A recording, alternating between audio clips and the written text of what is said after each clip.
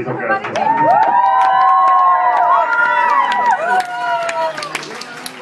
Moi vaan kaikille. Mulla ei oikeastaan ole nyt mitään runoa tai räppiä. Toi säätää sen.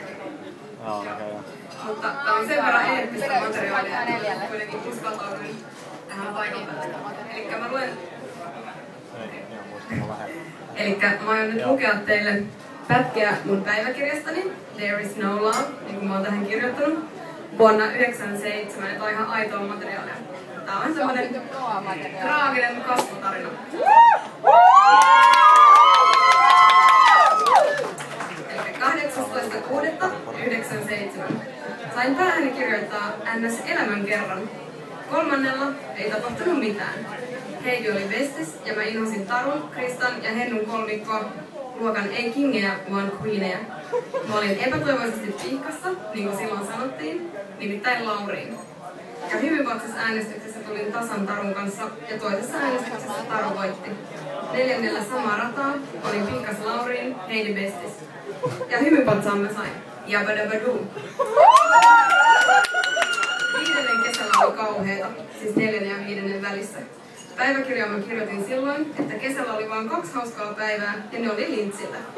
Kesällä me innostuttiin Kaisenkaan filmaamisesta, mutta kamera meni rikki 6. 5. tehtiin Vellankaan luokkalehti Called Poru. Me lopetettiin se kyllä keväällä ja nolailin itteeni kaikella mahdollisella tavalla. Syksyllä pidin tylsät bileet ja sain rillit. Se oli kauheeta, mutta selvisin kai. No ne harvittaa vieläkin. Mä tykkäsin Villestä. Keväällä Tarussa tuli mulle bestis. Kesällä ei tapahtunut mitään.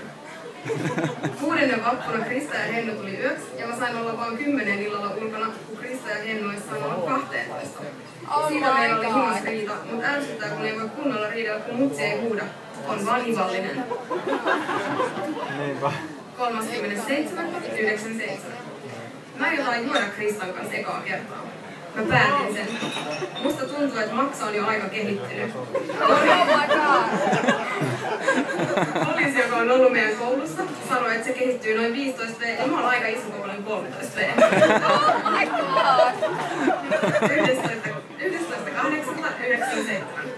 Huomenna alkaa koulu ja mulla on ongelma. Millä mä menen kouluun? Ei bussilla, noloa ja kallista. Ei kävellen, kestää yli tunti. Auton kyydissä. Noloa. Pyörä ei käy, pitää pistää potta. Mut mä en pistä, mä menen ilman. Ja jos sen sit saa enää mennä, niin en mene kouluun. 5.9.97. Mun luokkalainen Jaana on ihan outo. Sillä on 16-vuotias poikakaveri Italiassa. Aattele, se on ite 13 V ja blondi. Sen gigolo oli vaan kysynyt, kuinka kyytiin en oli suudellut. En tajuu. Se Jaana on vissiin aika epätoivoinen. Oh my god! Se puhuu enkuu. Yäk. 16 V gigolo. Netissä on muuten sika hauskaa. Mä tutustuin nyt teidän anonyymaukseen, joka on sun myyntissä. Aivan aitoa materiaalia. 28.9.97. Mä oon ruma. Ja äitikään ei kiellä sitä. Se sanoi melkein suoraan. Mun elämä on pilalla, kun on niin ruma. Mitään bileillä ei tuu. Mitä se on? Jei!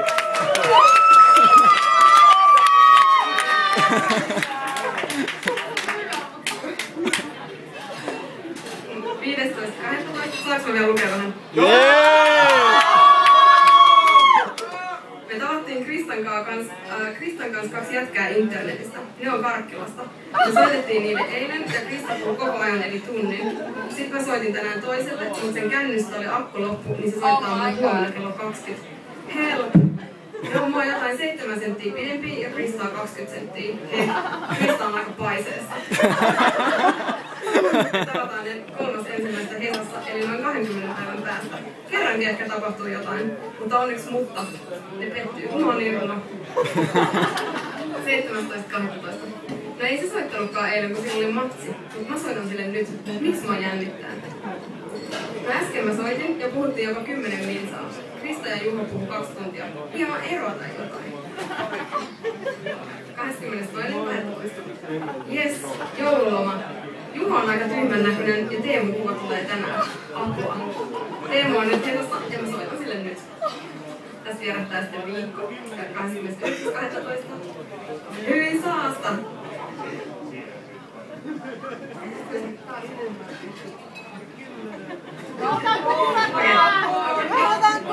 Niin, hyi saasta.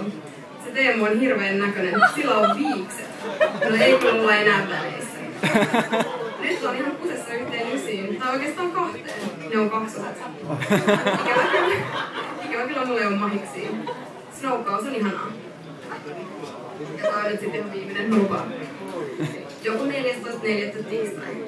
Perjantaina mä menen Maaritille yöksi. Tietty on yksi ongelma. Kai mutsi päästää. Jos ei, niin vittuun perusteellisesti ja pari seuraavaa viikkoa on pilalla. Me mentäisiin lepakkoon. Se on sellainen paikka, missä voi esim. Tanssia. Mut mutteri voi vielä pilata kaiken. Painful. Pakko päästä lepakkoon tai mä veikkaan, että se on mun elämäni onnellisin ilta, jos vaan pääsis sinne. My dream. So fucking what? Kaikki on turhaa, jos en pääse lepakkoon. Jee! Hyvä Paula! Hei. Paula. Ei tää voi kävellä ilman hilloa. Paula. Tekis melkein mieli ehdottaa tuota puolukkaa niinku se ensimmäinen justiin, mikä se runkossa tulee, mutta siinä on monennäköistä eri hilloa. Hei, Lakkahilla Paulalle. Seuraavaksi kuka tulee tänne näin?